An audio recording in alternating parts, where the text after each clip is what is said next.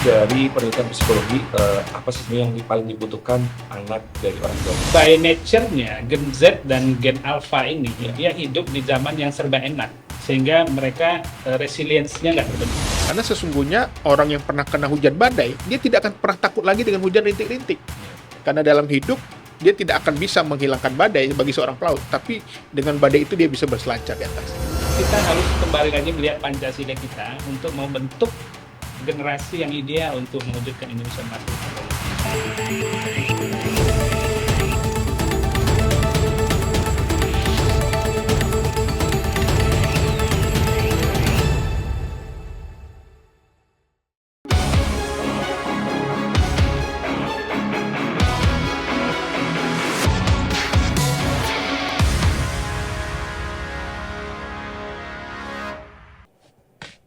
Halo, Assalamualaikum warahmatullahi wabarakatuh.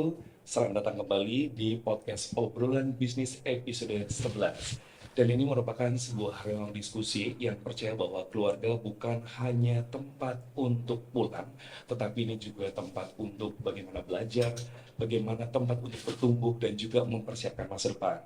Sahabat Obrol Bisnis, hari ini kita akan berbicara tentang tema yang sangat penting tentunya, dan bukan hanya untuk keluarga kita hari ini aja, tapi juga untuk masa depan Indonesia. Kita mungkin sering mendengar tentang Indonesia Emas 2045, di mana ini merupakan sebuah cita-cita besar ketika Indonesia genap berusia 100 tahun dan diharapkan menjadi negara maju dengan sumber daya manusia yang unggul. Namun pertanyaannya, dari mana sih generasi unggul itu akan lahir? Baik, mari kita sapa dua narasumber kita yang sudah hadir. Yang pertama, beliau adalah Rektor Institut Bisnis dan Komunikasi Swadaya serta Asosiat Profesor di Paramadina, Bapak Muhammad Iqbal, PhD Psikolog. Assalamualaikum. Pak. Waalaikumsalam. Sehat ya Pak? Alhamdulillah. Terima kasih banyak Bapak sudah berkenan hadir di hari ini. Dan satu lagi tentunya narasumber kita, beliau adalah founder CQRS, Chief Yulesman Chaniogo. Assalamualaikum. Sehat ya Chief? Alhamdulillah. Kalau kita melihat semangatnya mereka itu luar biasa loh ya. Nah, kita berbicara tentang work-life balance. Tentunya di Indonesia, apalagi kita menuju ke Indonesia emas di tahun 2045. Kita pengen lihat nih dari sisi psikologi dulu ya. Secara sudut pandang psikologi, sebenarnya definisi work-life balance itu apa sih? Ya, jadi memang menarik kita bahas Indonesia 2045, Bang Ota, karena kita melihat hari ini permasalahannya adalah work and balance ini seringkali menjadi alasan orang sakit, baik fisik dan mental. Bahkan mereka depresi. Tapi sebenarnya kalau kita bicara work and balance ini adalah bukan artinya seimbang 50% rumah, 50% pekerjaan. Tapi bagaimana kita memprioritaskan, ya. Seimbang artinya kita harus bisa adil kepada tubuh kita. Karena tubuh kita tuh terdiri dari fisik, psikis, dan juga afektif, motoriknya, ya. Kognitif, afektif, motorik. Untuk itu yang namanya tubuh bukan hanya otak saja yang bekerja, tapi juga fisiknya harus digerakkan. Kalau tubuhnya tidak digerakkan, tentu saja juga terjadi ketidakseimbangan, akan masalah. Demikian juga dalam kehidupan. Kita punya pekerjaan, kita punya rumah, kita punya keluarga tadi, kita punya lingkungan sosial, kita punya agama. Itu semua juga harus mendapatkan keadilan di dalam waktu kita. Jadi work and balance ini harus kita ganti menjadi work priority. Prioritas dalam pekerjaan. Karena terkadang banyak orang bekerja merasa sibuk, sebenarnya dia nggak berbuat apa-apa. Tapi dia tidak bisa memprioritaskan. Ya, kapan waktunya harus keluarga, kapan waktunya harus bekerja. Karena ada juga orang-orang yang bekerja disebut dengan workaholic, ya, artinya mereka juga candu kerja, yang akhirnya menyebabkan mereka bermasalah dari aspek fisik dan psikisnya. Baik. Berbicara tadi yang Pak Iqbal sampaikan, berarti artinya work-life balance ini waktu kerja dan juga untuk waktu keluarga harus seimbang secara kuantitas. Iya. Dan kualitas, Dan bukan kualitas juga, iya. ya. Jadi bukan arti 50-50, karena ada banyak lagi nih. Iya. Ada lingkungan sosial, kita juga harus bagi lagi. Tetapi yang terpenting adalah bagaimana work and balance ini juga membuat kita harus bekerja efektif. Sekarang ada teknologi informasi, ada banyak aplikasi yang sebenarnya bekerja itu bukan soal frekuensi atau kuantitas, tetapi juga kualitas pekerjaannya. Betul, seperti tadi work priority ya. Iya, work priority. Betul. Kalau dari sisi Chief sendiri, kan dari tata kelola juga risk management ya. Kalau kita melihat ini seperti apa sih, Chief? Jadi ini kita bicara work-life balance, kita bicara tentang ekosistem dunia kerja yang tidak hanya ditentukan oleh pegawainya, tapi juga ditentukan oleh pimpinan perusahaannya, bahkan investornya, pemilik modalnya.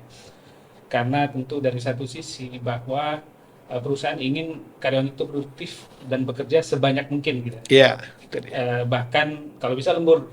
Iya. Tapi kan ada batasannya. Betul. Juga ada batasannya juga kerja 8 jam sehari. Ya. 8 jam sehari, kemudian dengan lembur maksimal 10 jam seingat saya. Gitu ya. Ada batasannya lah. Ya. Bahwa kita itu bekerja itu artinya dari 24 jam itu cuma sepertiganya kita harusnya bekerja. Sisanya yang ngurusi keluarga, kemudian bersosialisasi, mengurusi kemasyarakatan.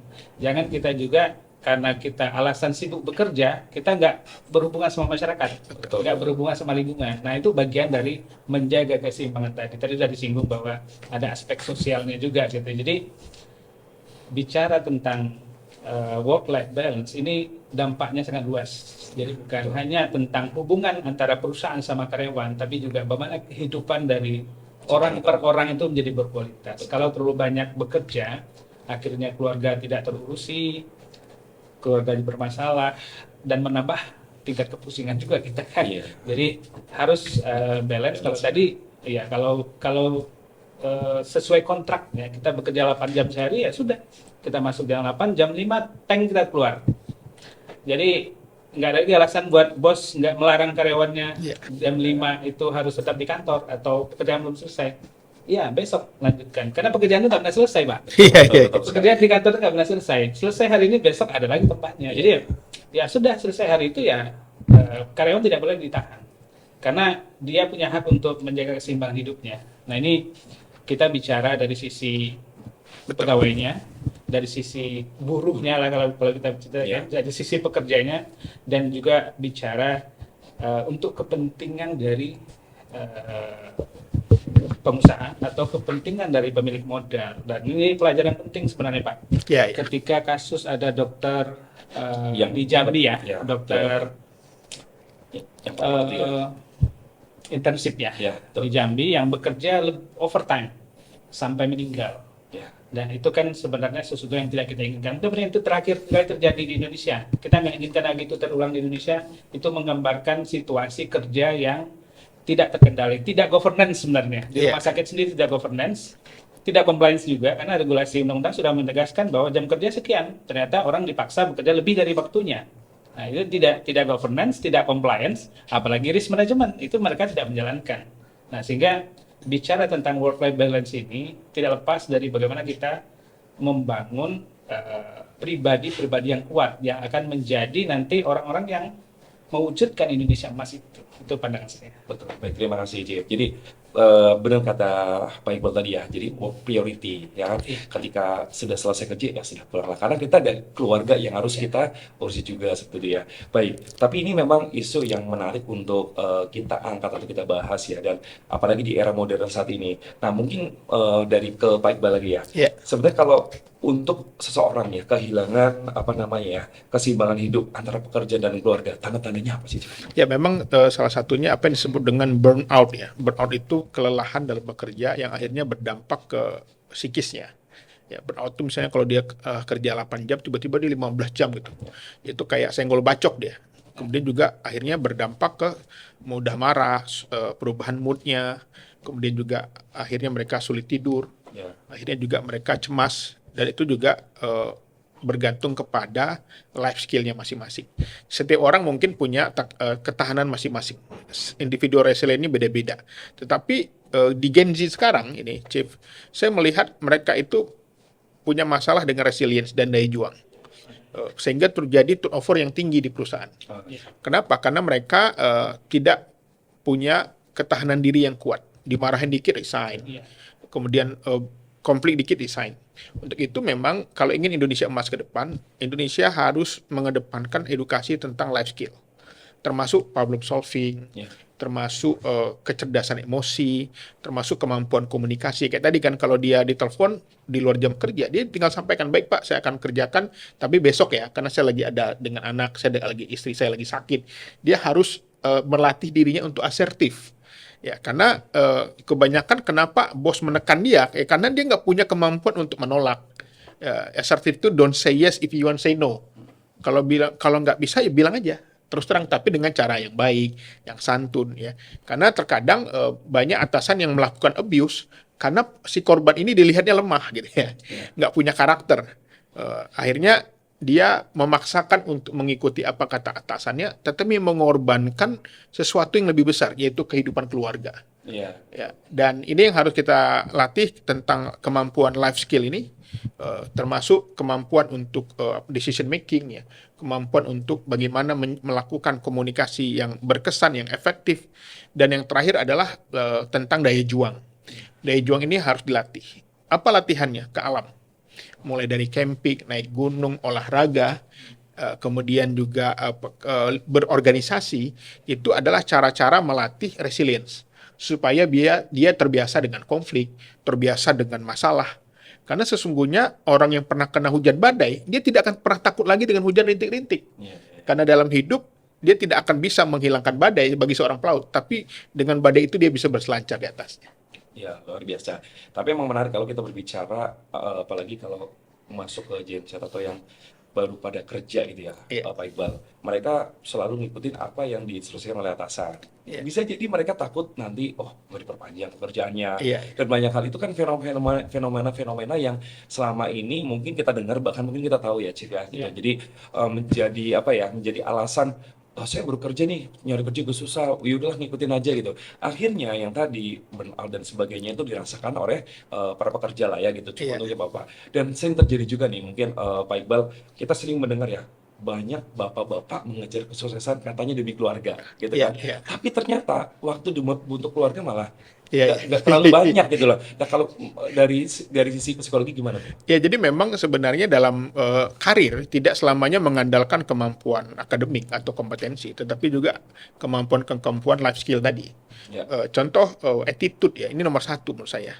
Banyak orang mengedepankan gelar, pengalaman, kuliah di luar negeri, berbagai sertifikat, tapi kalau attitude-nya buruk, ini juga akan memperpendek karirnya. Ya. Tapi ada orang mungkin biasa aja secara akademik, tapi dia ini pandai membawakan diri, mudah berkomunikasi, adaptif, fleksibel, supel.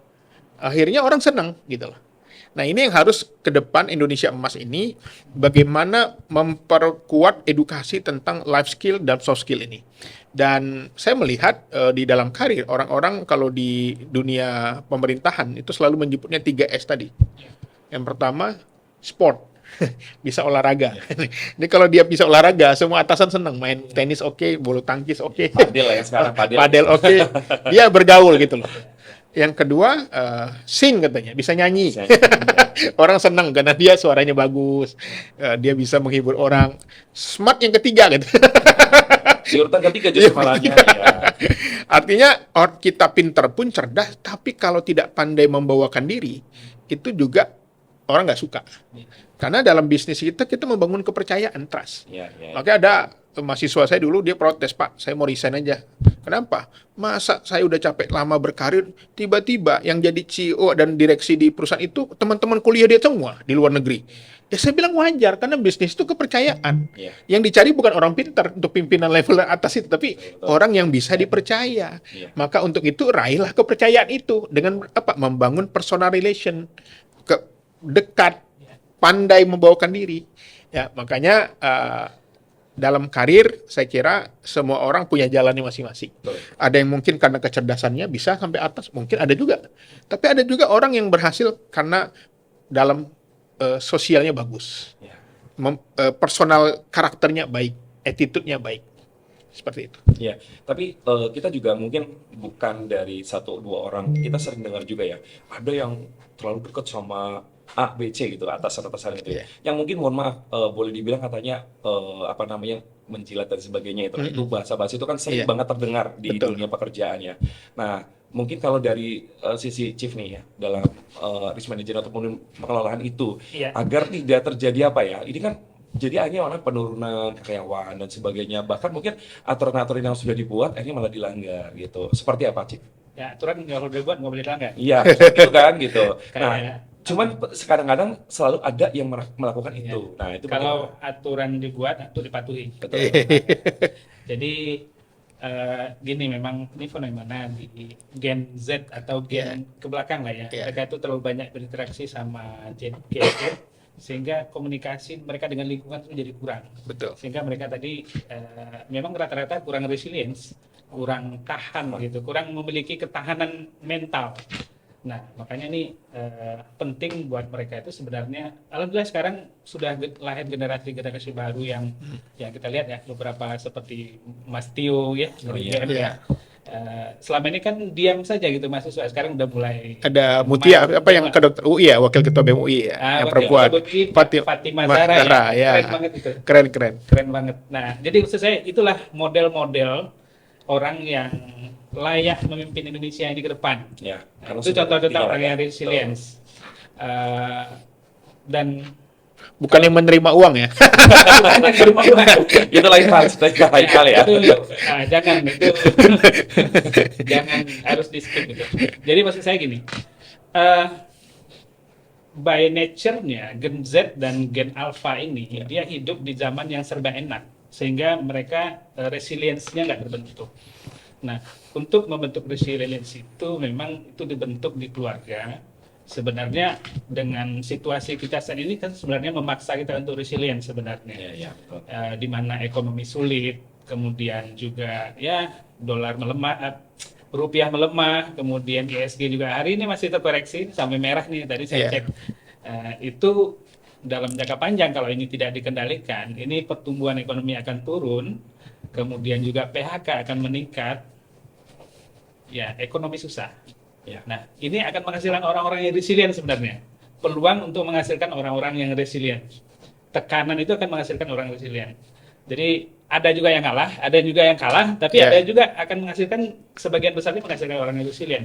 Nah, jadi tekanan itu harus dilihat. Jadi kan Tuhan itu kan tidak pernah memberikan sesuatu itu yang negatif sebenarnya kita. Tergantung bagaimana kita menyikapinya. Ya betul. Itu kata kita menerimanya. Jadi kalau ujian itu kita terima sebagai kita sebagai cobaan untuk meningkatkan kualitas diri kita, apapun yang kita hadapi sebagai sesuatu yang akan meningkatkan kualitas kita gitu. Jadi dalam konteks ini kita ingin generasi depan itu generasi yang kuat secara mental, kuat secara fisikal, kuat secara intelektual dan spiritual.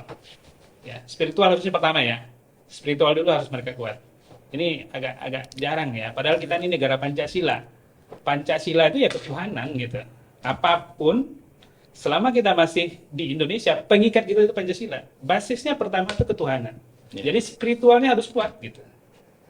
Jadi inilah, kalau kita harus kembali lagi melihat Pancasila kita untuk membentuk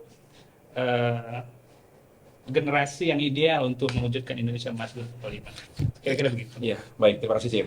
Jadi kalau kita lihat lagi di Indonesia inilah ya, khususnya kalau kita mau mencetak generasi emas 2045, otomatis yang tadi juga saya sampaikan di awal bahwa kita butuh sentuhan dari orang tua, hadirnya orang tua. Dan juga sebenarnya kita juga pengen tahu nih, Pak Iqbal nanti ya, dari penelitian psikologi, apa sih sebenarnya yang paling dibutuhkan anak dari orang tuanya? Tapi bisa dijawab nanti, karena kita mau break terlebih dahulu, jadi kita akan kembali setelah break berikut ini.